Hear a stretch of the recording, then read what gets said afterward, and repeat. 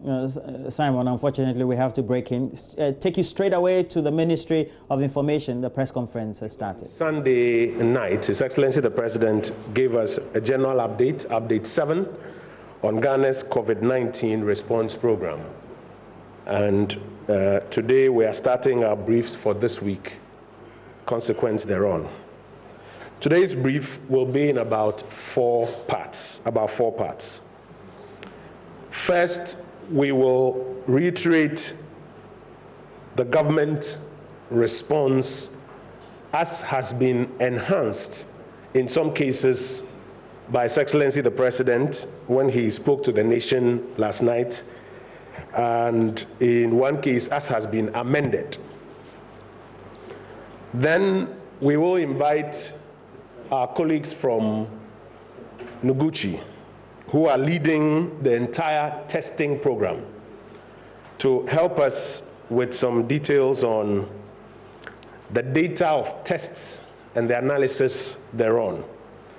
In recent days, I'm sure you'll notice that there have been about three things about the data. There are questions, very genuine, legitimate questions that some of our colleagues in the media, some members of the public are asking about the data and its analysis. And we are of the view that because all of this is driven by the data and the science, where there are questions about the data and its analysis, we have an obligation to allow the experts and the analysts to explain the data and the analysis and to provide the necessary understanding. And while at that, to provide education for the majority of us who are not virologists or data analysts, etc., who could benefit from some education, give them an opportunity to also provide education. So apart from the legitimate questions, you would also find out that there have been opinions that have been expressed by some persons. We'll focus on the persons who understand what is being discussed, the expert opinions that have been expressed, and the kind of responses that will be given to those expert opinions. As I'm sure you are aware, when it comes to opinions, it's not everybody who knows about every subject to express an opinion on it. And then we would briefly, while dealing with the data and its analysis, we'll deal with another trend that is coming up. Some persons who also want to assign ill motive and intellectual dishonesty to the professors and the experts who are doing the work. We'll deal with that all under the bracket of the data and its analysis. We'll also today speak about case management and case count.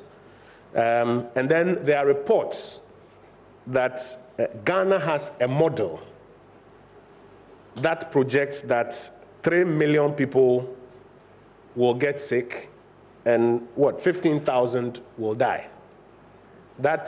Or those reports are attributed to the President's advisor on health, Dr. Nsia Sari. I think he was on a television show last night and made some comments. We'll give him an opportunity to join us and share with us what sort of model this is, where it comes from, and what it really means for all of us. So good morning once again and welcome.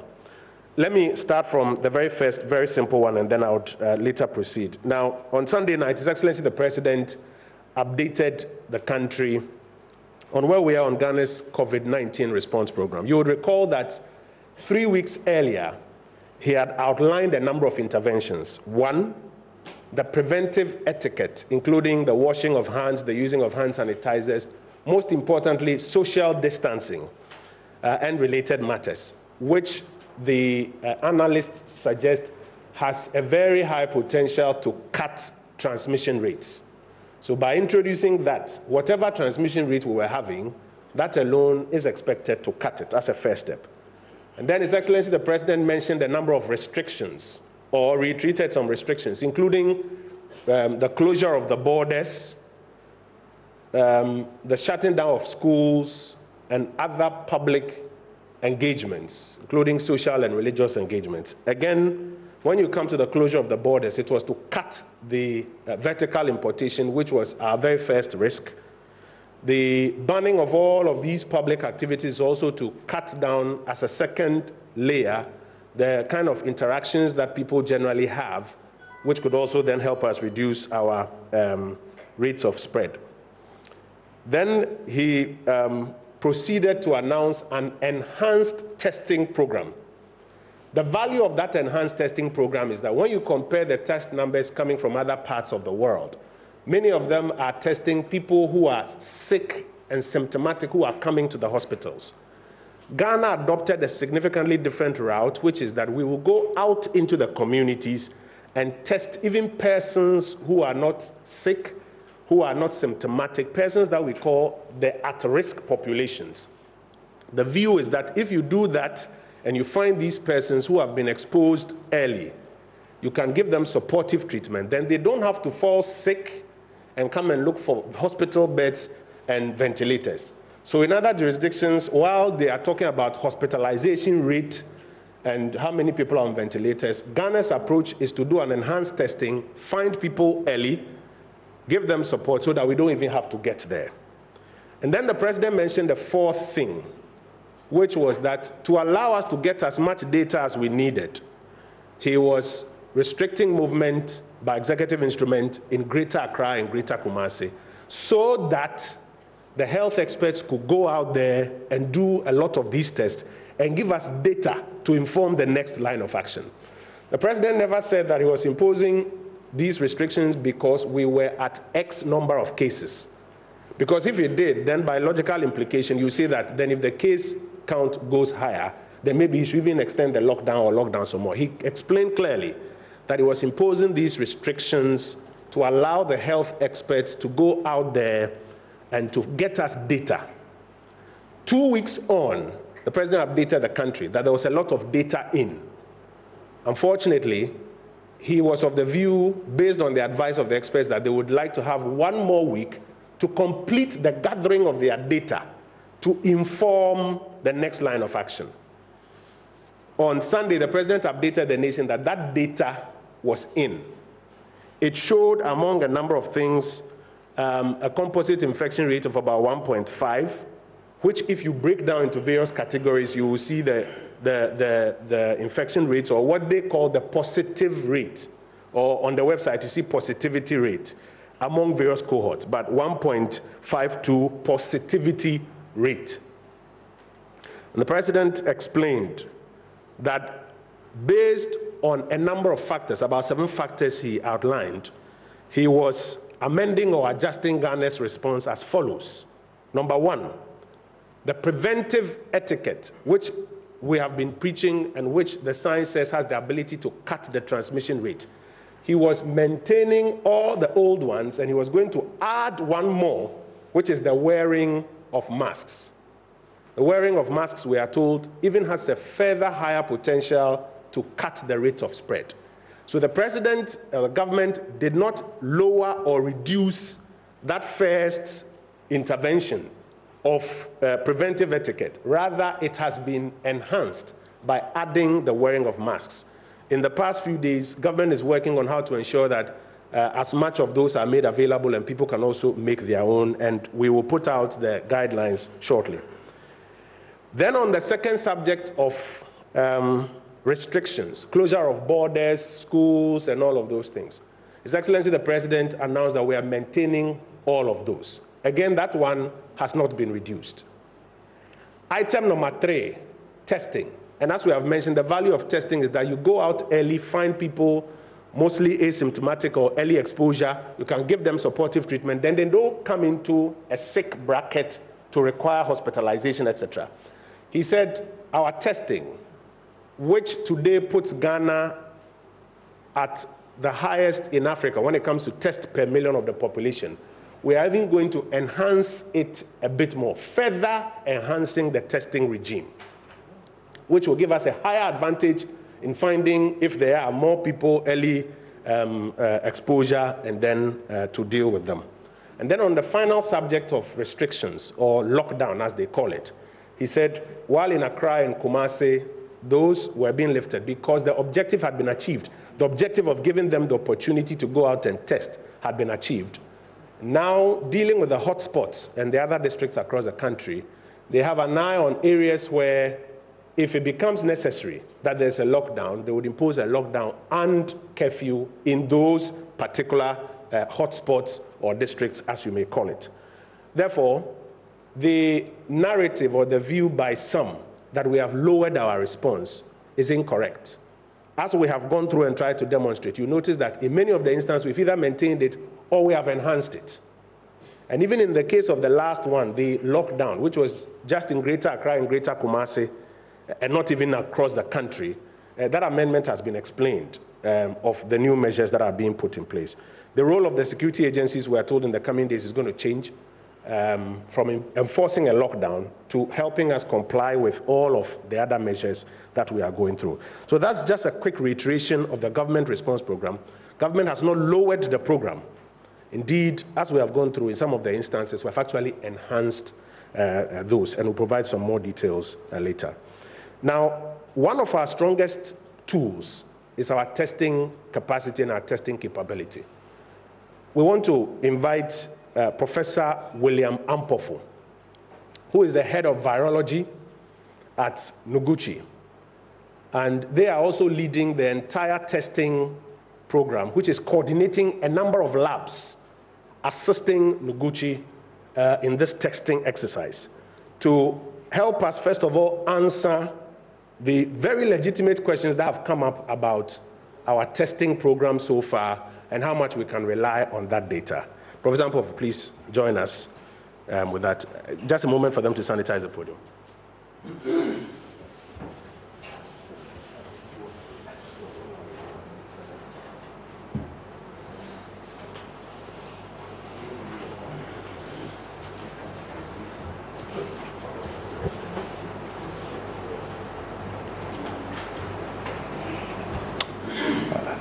Good morning, ladies and gentlemen. Thank you, Honorable Minister, for this opportunity to discuss our testing program.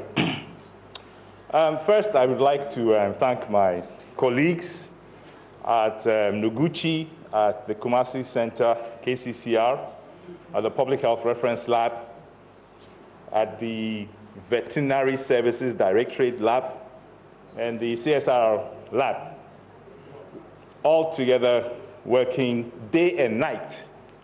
I think there are close to over 150 people who have worked tirelessly to give the results that the President described on Sunday. Now, if you have been to Noguchi recently, you'd have seen the white building at the entrance of our institute. This building actually facilitated the process. It has enabled us to test thousands of samples within the recent couple of weeks. How have we done this testing? As you have heard, you cannot see a virus. So to test for the virus, we actually extract the inner component of the virus, and it's called ribonucleic acid. Now, how do we collect the sample, or what kind of sample do we use for the testing? Because this is a respiratory virus, we look for the virus in the respiratory pathway, okay?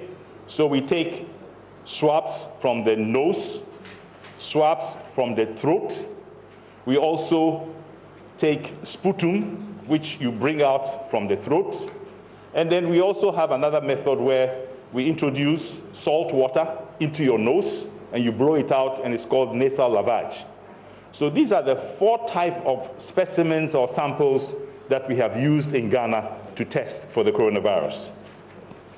When these samples arrive at the lab, whether it is Kumasi or Noguchi or the VSD or the Public Health Reference Lab, we go through a process to enable us to utilize the reagents or the chemicals in a very efficient manner.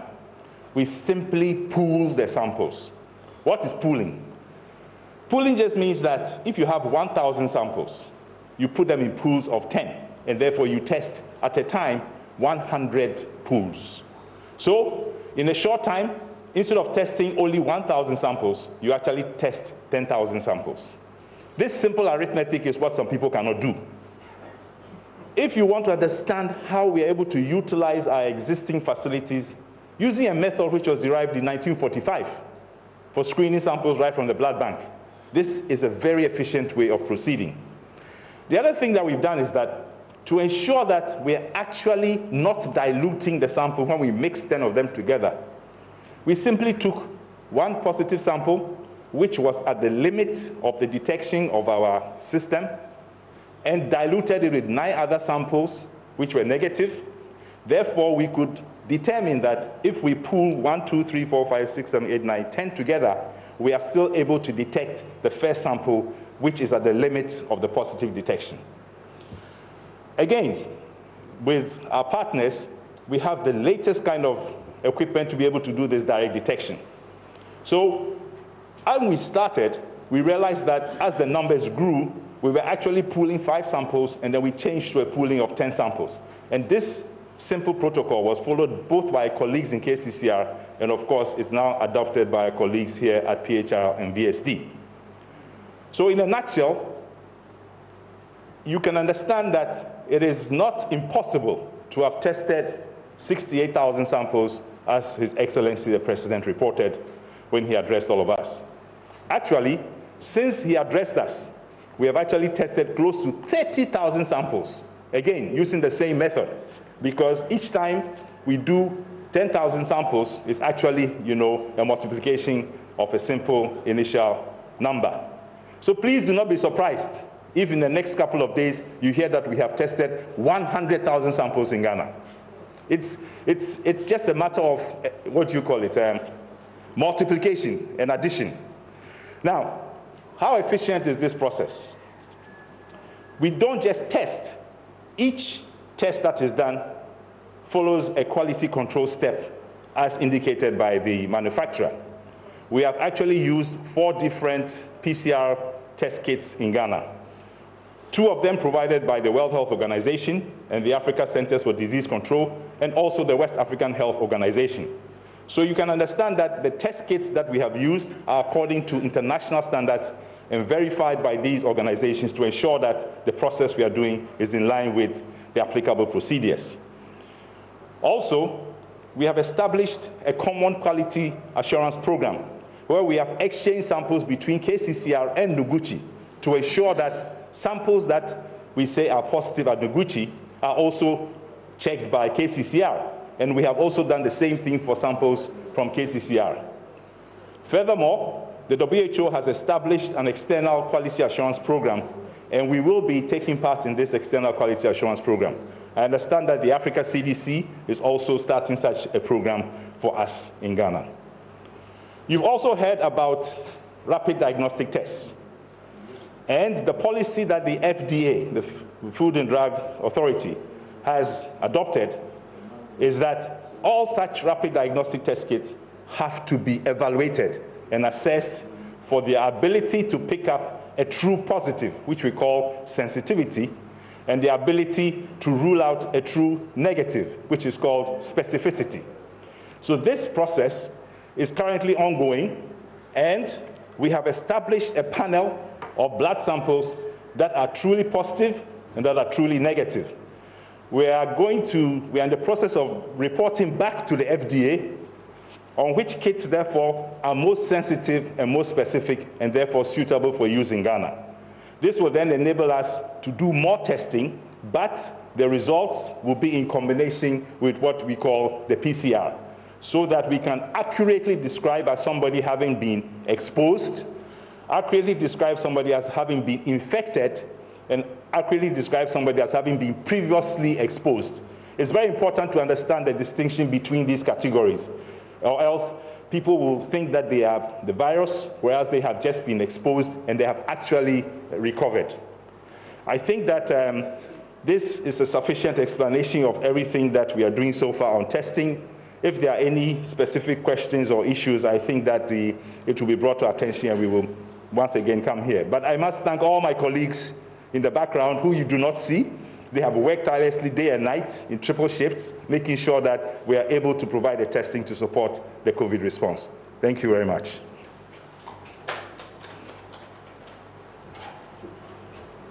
Prof, you're touching my podium. You have to use a sanitizer. Professor William Ampofo is the head of virology at the Noguchi Memorial Institute for Medical Research. They are coordinating all the tests across the country. Prof will join us later to help us understand a few questions. So we have admitted here on this platform and on several other platforms that out of this about, is it 80,000 currently getting to 100,000 in the medium term tests, there are some tests that have been done more than once. Why? Because, for example, if you look at our recovery rate, 99 people, what it means is that those persons were tested 3 times, the first positive test and 2 negatives, at least. If you look at those who were in mandatory quarantine, they were tested at least twice. That is 1,030, and then they were tested about twice. So you will find some tests that have been run more than once. But Ghana is reporting that we have done about 80,000 tests. We have also admitted, nobody has hidden it, that some of these tests have been done more than once. The question is, how many of these 80,000 tests have been done more than once? And does that take away from the view of Ghana's test numbers? If, for example, by the time you work that mathematics for us, it is 0.5% of the tests that are repeat tests. Does that mean that the 99.5% of the tests, singular tests, which showcase Ghana's test per million or Ghana's test capacity should be thrown away, should be discounted, that therefore the numbers are duplicated? Prof, we'll need you to help us later. It fits into the question of whether we are reporting number of tests or people tested. Because the big question is put out there, are you reporting number of tests or people tested? But the real question is, what we have admitted about the double test, what percentage of the total test is it? And does that negate the essence of the entire testing exercise? So, Prof, you have to help us to understand all of this. I want to quickly move to case management and case count before I come to this model. Because Dr. Nsiah, we are all scared. You say 3 million people and 15,000 will die. We are all scared. So we'll come to you to help us with the details. But I want to move to case management. From the Ghana Health Service, Dr. Patrick Kuma Abuaji.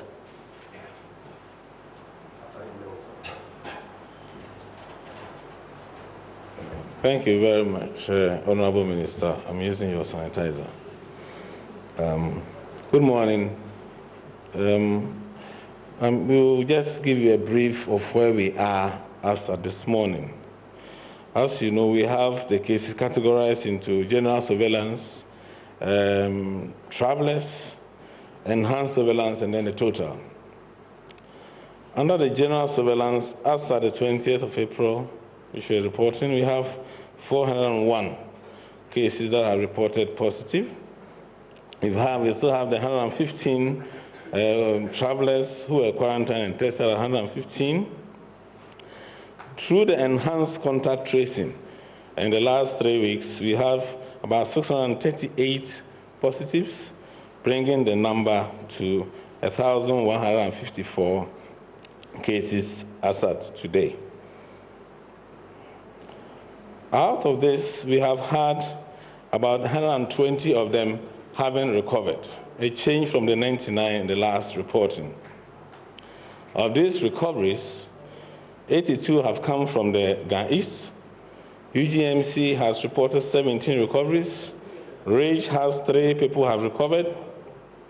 The 37 military hospitals have recorded 4 recoveries. Temajana Hospital 1, Ashanti region has 6. WA has, the index case has 1, and Tamale has 6 cases reported. Of those who are well and responding to treatment, including those who are asymptomatic, that comes about 1,021, accounting for about 88.5% of our cases are well, no symptoms, and those who have mild symptoms are responding to treatment. We have 4 people currently in critical or moderately severe condition. Only 1 is on ventilator, And these are in Ghana East and UGMC as we speak this morning. So, in a nutshell, this is what we can share with you. A significant number of the people are currently in isolation. Thank you very much.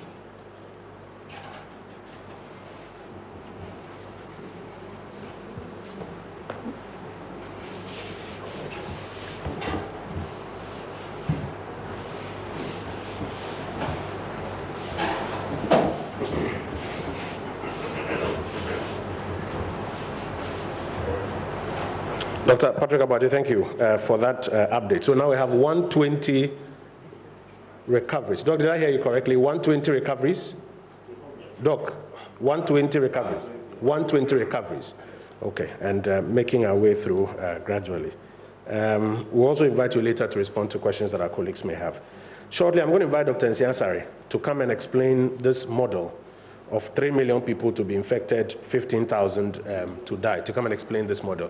Before then, it is my understanding that chief executives of state-owned enterprises, or is it the state-owned enterprises themselves?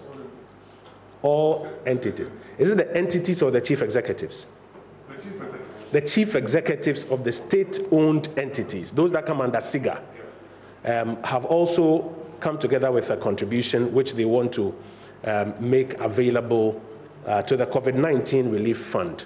Honorable Deputy Minister for Information, please join me and let me invite the representatives of the chief executives to join us and to make that presentation. May I quickly mention that the COVID-19 Relief Fund, that money does not come to central government to utilize. I think it's an important clarification we have to make. That money, please come to the front here. Please come to the front of the podium, yes.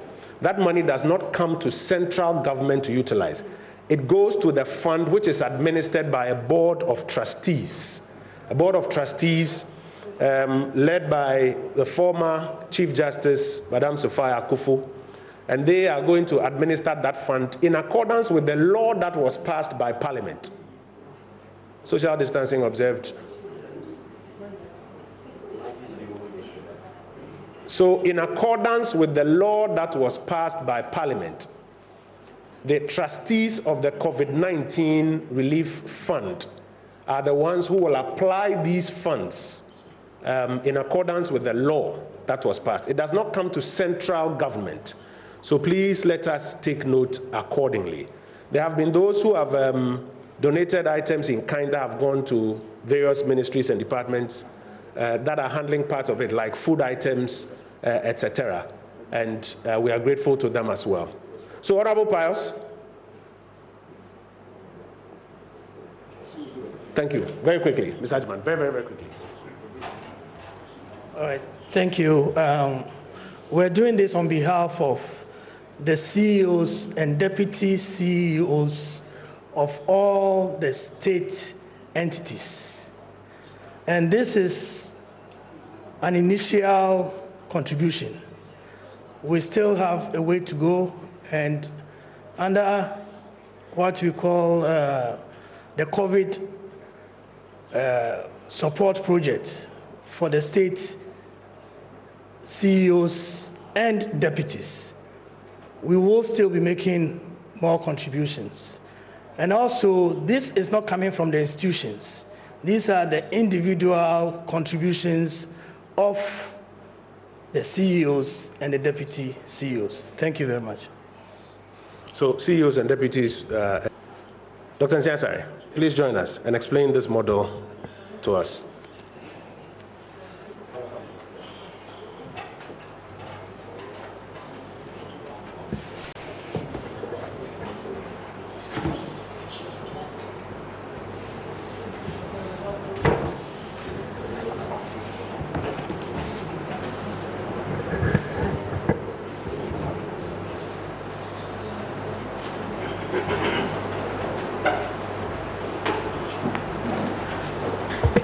Thank you very much, Mr. Minister. Yes, yesterday I was at Joy TV and I gave a hypothesis, which is a hypothesis the population having being infected, and 20% of them getting sick, and about 5% of them getting very seriously ill. But I said, and I'm sure they should have quoted me on that, that is not the case in Africa. In fact, based on the facts and the data that we have realized that our actual figures are far, far, far below what WHO has quoted. And it's because when we saw the WHO hypothesis, we were a bit scared. So we put a lot of things in place, which the Honorable Minister have mentioned, especially the preventive etiquette, which has become a new normal in this country, social distancing, ban on social gatherings, and also ban on limitation on or restriction on coming into the country, because we realized that most of the problems that we have in this country were imported. Great explanation to some of the revelations in that interaction on PM Express that the presidential advisor, Dr. Nsiah-Sarrey, had with Evan Spencer. And before we take a break for news decks, we also want to tell you about those clarifications, Mamavi. And it was indicated that the WHO has key guidelines, and those are important that we have to put into perspective. We have models as well as hypotheses that they have developed, for which will be guides for various countries. And Ghana's modeling or hypothesis is what they have adopted from the WHO, and that was just an extrapolation in the first place. Mamavi, Dr. Nsiah-Sarrey put that right. Exactly, and that was a conditional comments based on that WHO, World Health Organization hypothesis that if Ghana does nothing about the situation, then the 3 million injection rate and 15,000 death prediction. Well, that comment that he made yesterday on PM Express, that's making huge headlines. But we have to wrap up here and make way for News Desk. We know that the head of virology at the Noguchi Medical Research Institute, the head of department, also spoke. We'll bring you all of that on News Desk, which starts right now. Also a playback of what Dr. Nsiah-Sarrey said, Roland, yesterday on PM Express, and what he said again today. Well, please make sure you stick and stay. All those explanations, including that question that our own Komla Adom also asks about, what could be the explanation based on how a curve is flattening. And look, stick and stay. We have all these for you next on News Decks.